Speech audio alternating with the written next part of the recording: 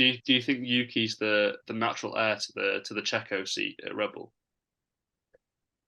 Well, the thing is, I think Checo overall, yes, he had a stinker at Monaco, but overall, I think he's stepped up to a range where he's close enough to Max that he's not gonna that he can usually pick up the pieces, and he is still P2 in the championship.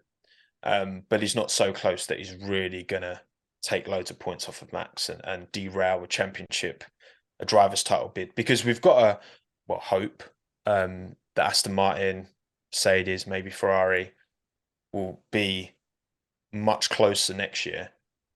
So then that's where, if Checo's taking too many points away from Max, then that starts to hurt you from a drivers' championship point of view.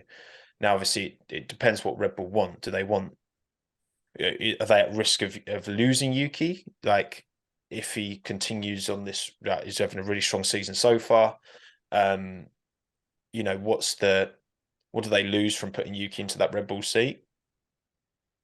There's pros and cons to that one. I think that Checo's doing a great job at the moment.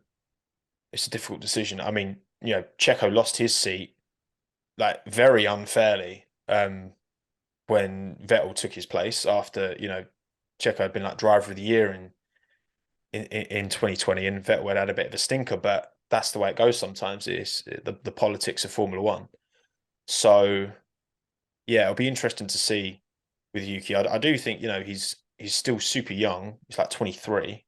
This is his third year in the sport, and I think he's shown that he's at least last year he was very close to Gasly, and if he carries on that same trajectory, maybe he is that. And you because I think Red Bulls have also got to think long term as Max saying about 2028 being that time. I know that's 5 years away, but time flies, right? And they'll be I'm sure thinking about that in the back of their minds, like if Max was to leave at the end of 2028, that's 5 years time. Yuki will be 28 then.